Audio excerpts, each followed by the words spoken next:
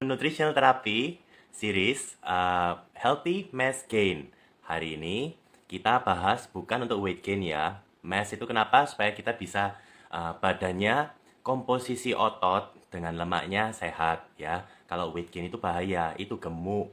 Oke, jadi pada hari ini kita akan membahas hal yang nggak lazim, di mana semua orang mungkin lebih banyak yang ingin mengecilkan berat badan supaya badannya lebih langsing. Nah, sekarang ini sisi satunya yang mau membesarkan badan supaya bodinya ideal.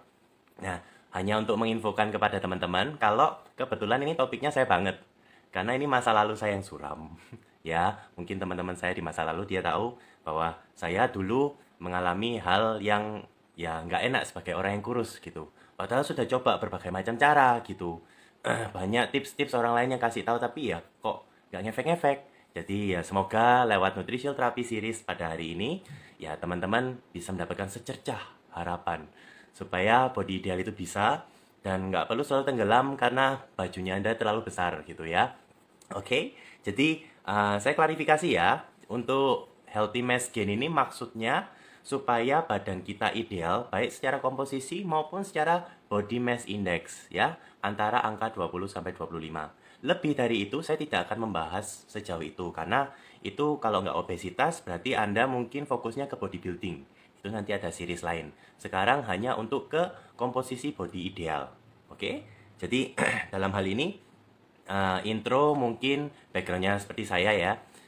Saya memulai health journey saya ini saat tinggi saya antara 178 sampai 183. Jadi itu masa remaja, di mana bobot saya yang paling rendah itu 48 kilo.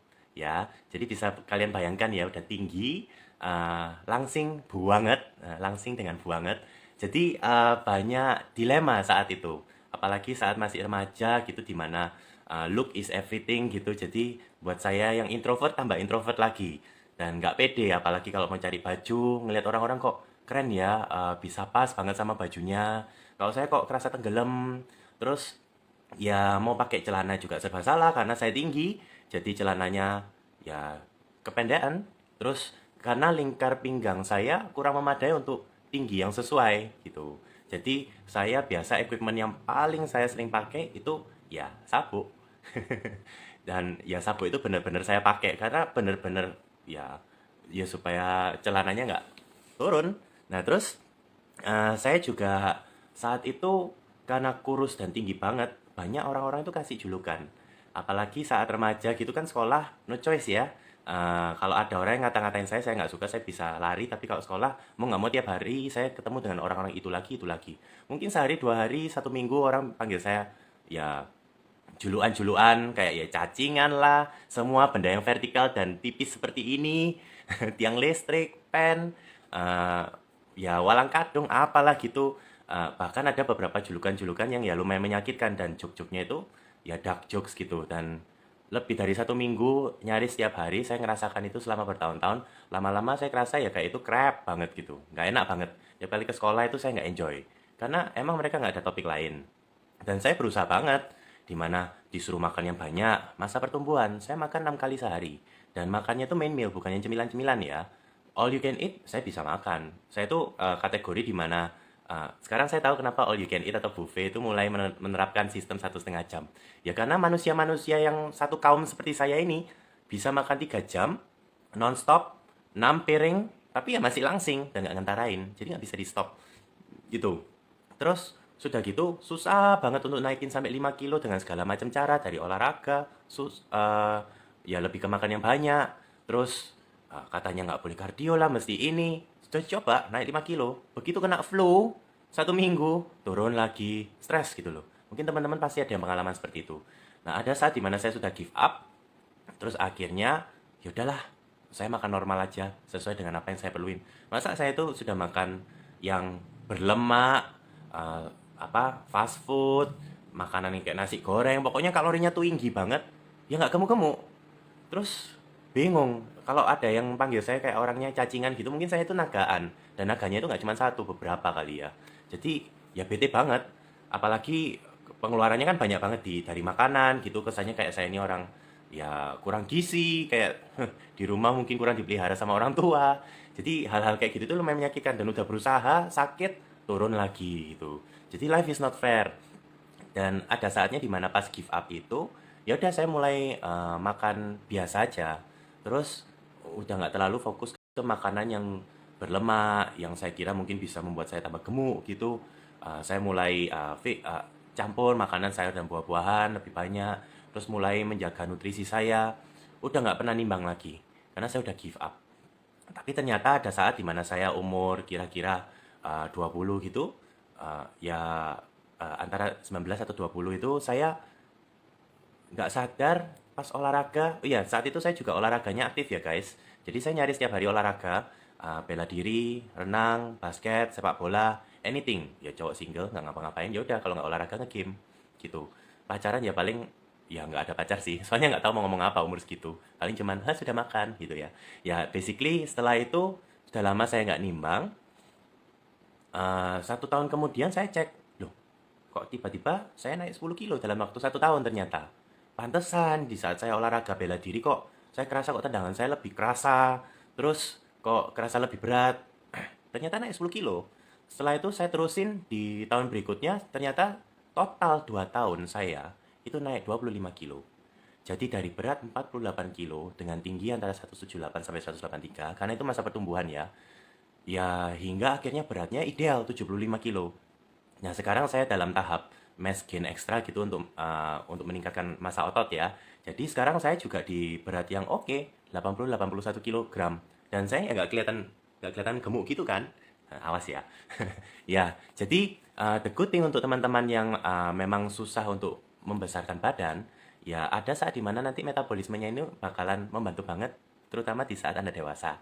Ya, nah sekarang, tipikal jika Anda kurus, sangat kurus, biasa Anda pasti mendengarkan tips-tips atau masukan-masukan dari orang dan beberapa terminologi atau istilah-istilah ya. Contoh pertama, yang paling pasti yaitu dapat julukan cacingan, nagaan, tiang listrik, sumpit, pen, dan kawan-kawannya. Terus belum lagi nanti ada orang yang sok tahu, nggak tanya-tanya, nggak tahu apaan, biasa, Asia. Begitu ketemuan, kamu kok tetap kurus sih? Aduh, itu komentarnya itu paling useless banget. Udah gitu, kasih tips. Kamu makan aja yang banyak, olahragamu kurang, kamu kurang chest press, kamu kurang ini, kamu kurang itu. Like, annoying banget gitu loh. Padahal yang kasih kasih tips itu, ya badannya nggak oke-oke banget, malah perlu bantuan gitu. Jadi, ada saat seperti itu ya, kalian belajar supaya menahan diri dan tetaplah sabar. Suatu saat Anda badannya ideal, talk to me, kita bikin success story ya. Before and after. Itu. Terus kedua, istilah lain, kalau mau gedein badan, perlu makannya yang banyak. Ini nanti beberapa terminologi dan mitos-mitos ini saya akan kupas habis ya, supaya Anda tahu ada beberapa memang nggak perlu benar-benar kalian eh, lakukan secara literally, sesuaikan dengan kondisi tubuh Anda. Jadi misalnya ini, makanmu kurang banyak, berarti Anda perlu kalori surplus. Ya maksudnya kalori surplus itu kalori itu satuan untuk ya jumlah tenaga yang dibutuhkan supaya kita bisa beraktivitas ya itu kalori. Setiap tubuh sesuai dengan tinggi dan bobot itu punya bahasa metabolic rate di mana kita punya kalori minimum untuk supaya badan kita bisa beroperasi secara normal. Dalam kondisi saya, BMR saya sangat tinggi. Jadi istilahnya itu untuk orang-orang saya tidur aja bisa bakar lemak. Ya benar, karena metabolisme saya itu tinggi banget. Bahkan sampai sekarang ya termasuk tinggi gitu. Dimana ya karena tinggi banget, otomatis secara logika ya di dunia kesehatan, ya kalorinya perlu surplus, perlu ditambah menyesuaikan dengan BMR itu. Ternyata ya nggak benar-benar amat ya guys. Soalnya ini fokusnya bukan weight gain, bukan meningkatkan bobot, tapi mass. Ada saat dimana kalau misalnya metabolisme kita terlalu tinggi, jangan terlalu ikutin dengan kalori intake-nya itu supaya ikutan ditinggikan. Karena kalau kita terlalu fokus di situ, maka kita akan melupakan bahwa tubuh kita itu nggak cuma perlu kalori.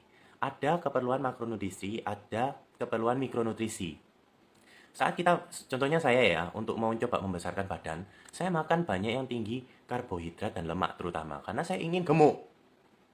Ternyata saya salah, saya tuh perlu gemuknya, tambah besarnya itu harusnya otot. Jadi saya perlu konsumsi yang mengandung proteinnya mungkin lebih tinggi. Tapi ternyata saya itu justru bisa tambah besar itu bukan karena kalori intake-nya tinggi. Ingat kalau terlalu fokus ke kalori intake, bisa jadi Anda cuman konsumsi kismis, itu kalorinya tinggi. Pisang, itu kalorinya tinggi. Tapi belum tentu Anda bisa mass gain. Karena kalau fokusnya hanya kalori aja, Anda akan melupakan nutrisi-nutrisi lain yang bisa mendukung pertumbuhan massa ototnya kita. Ya, jadi be careful guys, karena kalau kalori intake yang terlalu tinggi dan badan kita nggak bisa mengikuti, terutama liver, itu nanti efeknya bisa ya sampai tiba-tiba bablas. Kolesterolnya tinggi, gula darah tinggi. Jangan sampai kita itu mass gain, tapi kita kena masalahnya orang-orang gemuk. Oke? Gitu, be wise. Terus kedua, coba konsumsi itu whey protein, mass gainer, terus BCAA, terus ada suplemen-suplemen lainnya. Terus ya istilah-istilah kalau di grup-grup gitu ya, biasanya konsultasi ke saya gitu. Kok ada nggak protein yang harga mahasiswa? Jadi istilahnya itu untuk mass gain itu stereotipnya selalu mesti konsumsi proteinnya ditingkatkan. Benar sih ditingkatkan gitu, kayak misalnya di protein powder rata-rata ya itu proteinnya itu bisa sampai 25 gram per serving gitu. Terus kalau untuk mass gainer ya ada tambahan karbohidratnya ekstra gitu. Dan ada beberapa itu yang punya nutrisi-nutrisi lainnya untuk pelengkap gitu. Ya nggak ada salahnya konsumsi itu, tapi belum tentu itu masalahnya ya. Karena jika Anda konsumsi protein yang sangat tinggi, otomatis untuk menguraikan protein itu perlu extra effort, apalagi itu konsumsinya bukan oleh kunyahan. Just info, jika kita dalam mencerna makanan kita ada gerakan mengunyah, itu otomatis sistem pencernaan kita sudah refleks, dia akan mulai mengaktifasi enzim-enzim pencernaan dari mulut hingga anus supaya activate gitu. Jika kita minum susu protein karena itu liquid dan belum tentu kita ada gerakan mengunyah, otomatis itu akan membypass beberapa sistem secara cepat gitu. Nah, belum lagi proteinnya itu kita lihat apakah itu long chain atau short chain. Jadi uh, kalau dia rangkaian struktur kimianya itu panjang chainnya, itu berarti dia perlu waktu ekstra untuk dicerna. Ada bagusnya jika itu perlu waktu ekstra, itu contohnya kalau kita makan beefsteak, empal, seperti itu. Ya kalau daging yang real food, kita makan otomatis itu lebih panjang long chain. Short chain itu kita biasanya dapatnya dari suplemen-suplemen. Nah, itu tergantung dari pabrik atau produsennya sendiri ya. Tapi di situ tahu dari mana chainnya ini efektif apa enggak untuk dicerna dengan tubuh itu dilihat dari namanya PDCAAS score.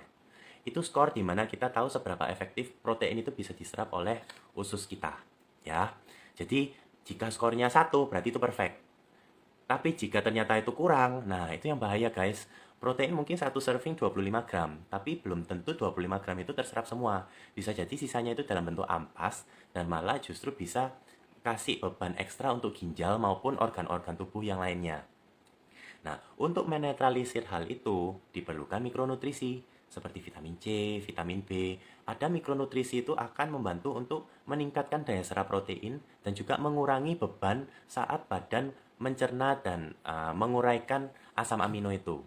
Ya, jadi untuk protein ya, biasa tips jika Anda memang akhirnya mau konsumsi susu protein. Kalau saya sendiri, bobot saya naik itu bukan karena minum susu protein. Just info. Saya cuma meningkatkan mikronutrisi karena secara makronutrisi saya sudah dapatkan dari makanan saya. Cuman sekarang saya memang konsumsi susu protein karena saya punya kondisi asam lambung, di mana memang penyerapan nutrisi saya untuk protein juga nggak terlalu bagus, maka saya dibantu oleh protein tambahan supaya asam lambung saya lebih terkontrol. Nah, dalam hal protein ini juga hati-hati guys. Badan hanya akan menyerap protein jika 22 asam aminonya itu lengkap. Jadi kerjanya seperti puzzle, di mana 22 itu semua harus membuat sebuah rangkaian seperti kayak sebuah foto gitu. Jika fotonya itu sudah lengkap, baru diserap. Nah, jika teman-teman sudah konsumsi kayak protein powder, terus Anda kira, oh perlu konsumsi seperti BCAA. BCAA itu kira-kira cuma ada tambahan 4 asam amino. Biasanya itu dipakai jika memang kita ketika olahraga perlu performa ekstra. Ya, tapi kalau Anda terlalu banyak menambahkan asam amino tertentu saja, atau misalnya Anda konsumsi suplemen-suplemen yang ada tambahan leusin, tambahan ini, ya oke sih, tapi kalau jumlahnya terlalu banyak, tapi yang lainnya ternyata kekurangan, tetap ini yang ekstra ini akan terbuang. Ya, jangan sampai akhirnya itu jadi kreatin dan jadi beban untuk ginjal. Oke? Terus satu lagi untuk susu protein hati-hati juga, karena untuk tubuh seorang Asia, itu kita kapasitas untuk mencerna dairy product yang mengandung laktosa itu nggak terlalu kuat ya. Jadi untuk teman-teman apalagi yang ada dari lactose intolerance, tolong hati-hati juga untuk konsumsi yang seperti ini, terutama yang dari whey gitu. Mungkin Anda bisa opsi ke vegan protein powder, itu juga bisa. Tapi tolong pilih yang non GMO, non genetically modified organism, supaya itu tidak mempengaruhi hormon kita. Terus untuk whey juga itu dasarnya terbuat dari susu sapi ya. Jadi terkadang nggak semua merek ini ya, ada beberapa merek itu yang karena produksinya juga di negara yang maju dari susu sapi, otomatis sapinya itu diberikan aditif tambahan untuk men-trigger produksi susu ya. Terus untuk meningkatkan kapasitasnya juga ditambahkan premi di pelet makanannya mereka gitu. Kadang ada juga yang dengan hormon supaya produksinya tinggi. Kalau untuk ibu-ibu yang menyusui ya itu sama kayak ya pelancar ASI lah gitu. Jadi untuk sapi-sapi itu juga dikasih seperti itu. Cuman karena ya populasi dunia memerlukan dairy produk ini sangat tinggi, maka dikasih rangsangan kimia. Nah itu kadang jika teman-teman nggak hati-hati ya, maunya gedein badan, tapi gara-gara salah konsumsi itu, malah nanti tiba-tiba keluar jerawat. Ada yang sampai di punggung, ada yang sampai di muka, dan itu sampai bentol-bentol, bisul. Nah, itu guys, hati-hati. Jadi ada kalanya mungkin um, belum tentu protein powder itu the only answer ya. Terus satu lagi, oh kamu mesti gym, kurangi kardio, mesti banyak angkat-angkat beban. Ya oke sih, tapi masalahnya saya sendiri membesarkan badan itu, masa otot saya meningkat bukan karena saya nge-gym. Kebetulan saya bela diri, saya juga renang, saya juga basket, saya juga sepak bola, yang nggak oke-oke aja, tapi basically itu hal-hal yang lumayan tinggi kardio. Tapi dalam hal itu saya juga bisa naik 25 kilo secara selama 2 tahun juga ya tanpa saya benar-benar angkat beban gitu ya. Jadi terkadang olahraga belum tentu menentukan Anda untuk membesarkan otot. Memang akan dibesarkan ototnya karena secara teknis rangkaian otot yang sobek nanti akan ke-repair sendiri dengan lapisan selanjutnya terus menerus hingga akhirnya kebentuk. Tiap orang olahraganya beda-beda, tapi memang dengan tambahan olahraga itu bisa membantu meningkatkan massa otot. Jadi cuman nggak harus kayak oh hindari kardio gitu. Karena segala tipe olahraga itu uh, punya benefit sendiri-sendiri. Mau itu strength, mau itu endurance, mau itu cardio, mau itu flexibility, semuanya itu berguna. Supaya ketika kita ke bobot yang ideal, ke massa otot yang ideal, badan kita bisa lebih stabil dan otot-ototnya juga kencang. Jangan sampai kita kelihatannya ya badannya lebih besar tapi kulitnya kemana-mana gitu ya. Terus ada lagi, ini biasanya beberapa instruktur nih. Uh, untuk kaum kita yang gampang kecilin badan, kita nafas aja bisa bakar lemak, tolong belum tentu kita harus bulking dulu, setelah itu cutting ya. Karena untuk kaum saya yang gampang bakar lemak, secara alami kita sudah bisa cutting karena metabolisme lemaknya itu sangat kuat ya. Jadi di saat saya itu 48 kilo ke atas, itu saya kondisi sudah badannya kering. Kering itu bukan kurus kering kayak mumi. Maksud saya itu sudah six pack, bahkan eight pack. Jadi ya really good gitu. Definisi ototnya juga ada semua gitu. Jadi ada saat untuk mass gain itu ada dua tipe nanti. Ada yang dalam waktu satu 2 bulan bisa langsung naik berat badannya. Ya itu oke. Cuman nggak semua orang seperti itu. Seperti saya itu nggak seperti itu. Cuman ada juga yang memang perlahan-lahan. Satu bulan paling cuma naik setengah kilo, 1 kilo. Ya itu nggak apa-apa. Tapi guys, jangan fokus ke bulkingnya ya. Karena kalau Anda bulkingnya caranya salah, kayak seperti kalori surplus, seperti itu, makanannya juga yang berat-berat gitu. Memang sih kebantu sama olahraga. Tapi jika metabolisme Anda tidak disupport dengan nutrisi yang tepat, saat Anda bulking, ya jadinya gembyur, dan saat Anda cutting karena sudah bablas, susah sekali. Mumpung Anda punya potensi badannya bisa lebih kering, ya coba mungkin fokus ke long term aja untuk jangka panjang supaya nanti badan idealnya Anda itu bisa lebih kejaga ya. Nanti Anda bakalan bersyukur deh, misalnya pergi liburan gitu selama 2 minggu atau 1 minggu, naik 5 kilo karena happy banget makan. Ada saat seperti itu, karena metabolisme Anda sudah terkontrol nanti, ya pulang dari liburan, 5 kilo itu bisa hilang tanpa mesti ngapa-ngapain. Ya karena metabolisme Anda yang sudah cepat, cuman distabilkan supaya sesuai dengan bobot ideal. Ya, tuh. Terus ada lagi, ah, kalau ke dokter gitu kadang, atau di sosmed, oh konsumsi pil ini, obat penambah nafsu makan. Nah, obat penambah nafsu makan ini ada dua macam. Kadang bisa diresepkan kalau Anda lihat di komposisi itu basically cuman vitamin. Ya, memang benar vitamin juga bisa membantu. Saya sendiri juga pakai vitamin. Karena dari ya saya single nggak bisa masak, of course nutrisinya pasti kurang. Jadi saya menggantungkan dengan multivitamin untuk mengisi nutrisi-nutrisi yang pasti saya kekurangan.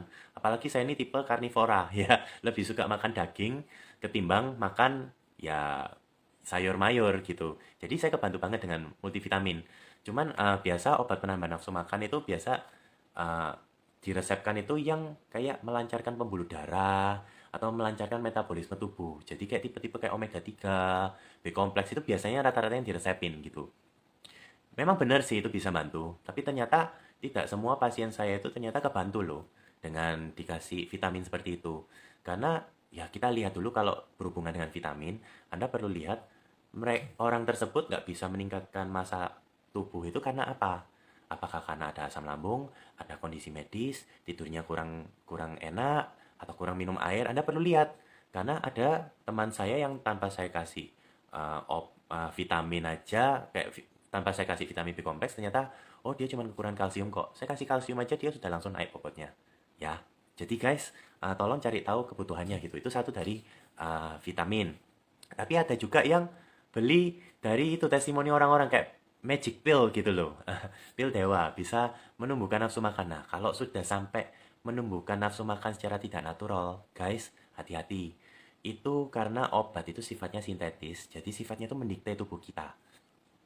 Jangan sampai tubuh kita itu terdikte sedemikian rupa, sampai akhirnya tubuh kita nggak bisa memikirkan diri sendiri bobot ideal yang benar itu seperti apa.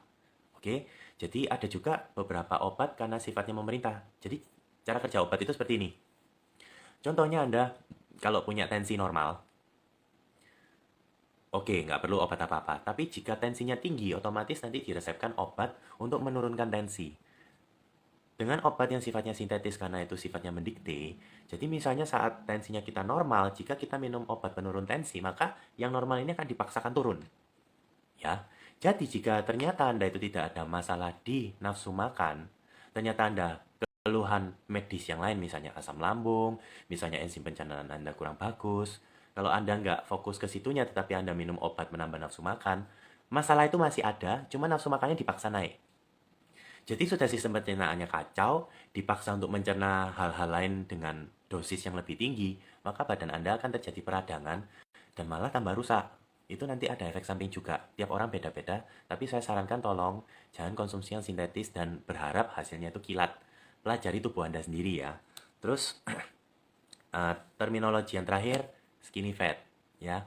Ini agak khusus ya. Skinny fat ini maksudnya kayak saya tuh nggak ada skinny fat. Meskipun saya langsing sing-sing, tapi saya nggak ada skinny fat. Karena skinny fat itu yang dimaksud itu lemak yang ada di organ, tidak di luar otot. Kalau yang di luar otot itu namanya lemak sukutan, ya. Kalau yang di dalamnya itu yaitu skinny fat itu maksudnya kayak visceral fat gitu, lemak yang membungkus organ yang disimpan di dalam. Nah, itu Anda mesti hati-hati ya, karena uh, meskipun saya langsing, skinny fat itu masih bisa ada meskipun Anda six pack. Itu bisa terlihat dari mana? Itu jika Anda tes lab, tes darah, saya anjurkan untuk teman-teman gitu kalau Anda sudah cukup dewasa, umur 21 tahun ke atas, mulailah medical check up. Supaya Anda lihat SGPT, SGOT Anda seperti apa, kolesterol Anda seperti apa, gula darah seperti Anda. Karena Anda mungkin terlihat fit, six pack, mukanya seger, tapi ternyata dalam hal laboratorium ada yang merah-merah. Jadi tolong dijaga itu. Itu skinny fat yang tidak terdeteksi. Nah, skinny fat yang terdeteksi itu contoh, Anda lihat kalau teman Anda itu orangnya kurus. Kurus. Tangannya kecil, kakinya kecil, tapi perutnya buncit. Ya. Nah, itu tolong jangan tingkatkan nafsu makan atau konsumsinya lebih banyak di protein kayak itu. Itu jangan ya. Itu kemungkinan ya bisa jadi busung lapar karena kurang gizi. Jadi cuman perlu multivitamin atau nutrisi yang memang dibutuhkan orang itu. Atau mungkin orang itu kena fatty liver. Nah, itu perlu dicek oleh konsultasi profesional ya. Jangan Anda tiba-tiba menjadi dokter, terus Anda Google, perut buncit. Itu solusinya pasti banyak dan belum tentu itu sesuai dengan Anda. Ya, tolong be smart guys ya. Jangan tiba-tiba Anda keminter gitu. Um, nah, itu soal skinny fat. Supaya nanti uh, jika Anda menuju ke masa badan yang ideal, ya perut Anda nggak ikutan hamil, oke? Karena saat Anda kondisi skinny fat seperti itu, ya saat Anda nanti bobotnya naik, massa ototnya naik, kalau itu nggak diperbaiki, perut akan tetap buncit, nggak mungkin bisa cutting. Makanya saya agak was-was jika ada orang yang menyarankan kita untuk bulking dulu baru cutting. Nah itu harus hati-hati ya, sesuaikan dengan kebutuhan tubuh masing-masing. Nah, itu dari terminologi dan tips-tips yang lumayan sering kita dengar. Selanjutnya kalau dari fase-fasenya gimana? Nah, contoh, jika orangnya itu kurus mau digemukin, biasa itu dalam fase masih bayi atau sampai anak-anak. Tuh, orang tua kan kepingin kadang tuh ya kalau foto baby, anaknya itu kalau baby itu masih ginu-ginu, masih lucu, gemuk, tambun. Oke. Cuman info, untuk umur-umur segitu, itu anak-anak itu ada dua tipe tubuh ya. Ada yang memang ginu-ginu, gemuk, lucu, itu karena sudah punya namanya baby fat. Ya, baby fat itu sama seperti kalau ayam saat menetas kan bulunya masih kuning. Nah, itu baby fat. Saat dia mau dewasa, itu nanti bulu kuningnya kan rontok-rontok akan nanti ada warnanya ayam dewasa. Nah, untuk manusia, warna kuning itu sama dengan baby fat. Oke, jadi kalau untuk anak-anak hingga bayi, itu jika mereka memang ginu-ginu gemuk, nah itu karena mereka ada baby fat. Oke, cuman hati-hati ya kalau ya jika Anda kasih cemilan-cemilan, ya zaman sekarang kan cemilan mudah sekali apalagi yang instan itu hati-hati. Jika Anda kasih ke umur-umur seperti itu, kadang kita nggak tahu bedanya antara baby fat dan beneran gemuk beneran. Ya, nanti orang tua bakalan bayar harga ngurusin anak yang nggak sehat itu saat remaja nanti susah dikontrol. Jadi mumpung anaknya masih kecil tolong dijaga ya kesehatannya. Itu. Tipe kedua itu yang memang tidak menyimpan baby fat. Contohnya seperti saya masa kecilnya juga seperti itu, anak saya juga seperti itu. Jadi dia memang nggak terlalu nyempluk, nggak gemuk-gemuk ginu-ginu. Jadi selalu langsing dan aktif dan sehat dan jarang sakit banget. Jadi ya itu normal ya.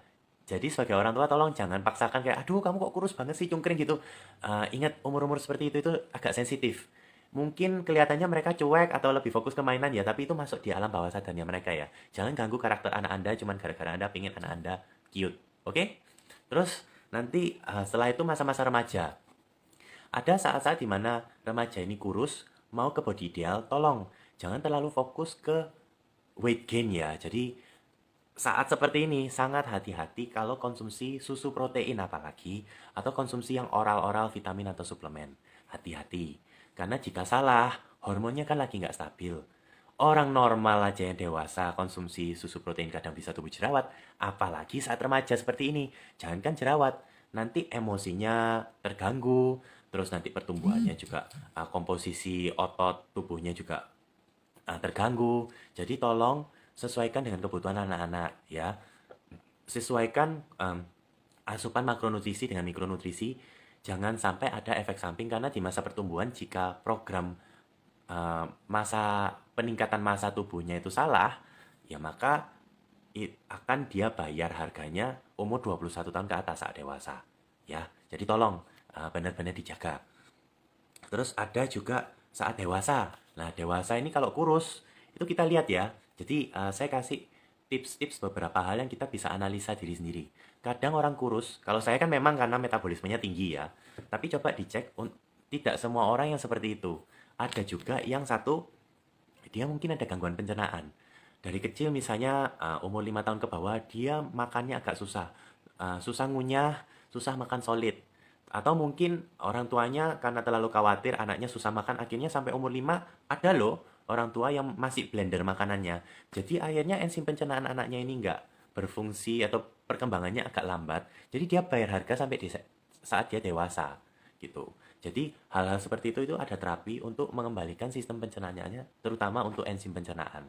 Atau mungkin teman-teman yang sudah kena asam lambung atau GERD karena stres, karena pola hidup. Nah, jangan fokus ke tingkatkan bobot, fokus ke perbaiki asam lambungmu. Nanti di saat itu sudah membaik, otomatis nanti akan normal sendiri kok. Badan itu punya memori, dia tuh sudah diciptakan pintar, sudah tahu komposisi tubuh yang benar itu seperti apa sesuai dengan tinggi badannya. Nah, serahkan itu ke badan, jangan kita yang lebih pintar daripada badan kita, ya. Jadi perbaiki sistem pencernaan dulu, makan yang teratur, minum airnya yang sesuai, supaya ya badan bisa recovery ke bobot yang ideal, ya. Terus ada juga karena kurusnya kena gangguan medis. Misalnya dia ada gangguan di hormon tiroid, atau mungkin dia kena diabetes, atau macam-macam. Tiap orang beda-beda. Jadi fokus ke kondisi medisnya. Jika Anda sudah sehat, maka badan akan ke bobot ideal sendiri kok. Oke? Terus juga ada dari pola hidup. Nah, jika sudah dewasa kan tergantung dari pekerjaannya. Ada juga yang shiftnya kacau, jadi pola tidurnya kacau, jadi otomatis hormon kortisolnya meningkat, atau mungkin pekerjaan Anda mau nggak mau mesti konsumsi alkohol, atau di pekerjaan Anda itu banyak karsinogen atau polusi. Lah, hal-hal itu bisa menurunkan potensi tubuh untuk recovery, untuk meningkatkan massa otot atau massa tubuh. Jadi ya bukan dengan pindah kerjaan atau apa, mungkin kalau dari pekerjaan mau nggak mau Anda nggak bisa ganti, atau mungkin ya no choice, ya terpaksa dicari, dibantu lewat suplemen atau vitamin. Karena hal itu uh, Anda kehilangan, misalnya Anda terpapar banyak rokok, otomatis banyak vitamin seperti vitamin B sama vitamin C itu banyak yang hilang karena Anda terkena polusi. Ya udah, konsumsi vitamin untuk mengisi itu. Dan vitamin tolong ya, jangan yang high dose, yang sampai eh, ya satuannya melebihi 1 gram, apalagi itu sudah overdosis ya itu. Jadi tolong konsumsi sesuai kebutuhannya kita supaya ya bisa recovery itu. Nah, cara tahu jika program yang kita lakukan itu on track apa enggak ya. Nomor satu, eh, antisipasi perubahan di tubuh. Otomatis jika masa masa tubuhnya kita meningkat, bobotnya meningkat, massa ototnya meningkat. Jadi otomatis Anda perlu pelajari komposisi tubuh yang baru itu seperti apa. Ya, jangan sampai Anda bobotnya meningkat tapi tambah bungkuk. Ya, itulah bagusnya stretching, latihan core, postural. Itu kebantu supaya ketika badan kita membesar, postur kita juga tetap bagus. Nah, otomatis juga nanti apakah lutut atau sendi Anda mudah sakit-sakit atau tidak? Kalau ternyata naik 5 kilo dan lututnya mudah sakit, ya berarti programnya ada yang salah. Perlu dikondisikan, soalnya yang benar itu seharusnya komposisi otot harus bisa menopang tulang maupun sendi supaya tidak terjadi cedera. Ya, ini terutama sangat penting ya buat yang atlet gitu, apalagi yang bela diri tuh. Bisa ada saatnya dia itu ganti kelas, jadi otomatis bobotnya bisa naik turun seperti itu.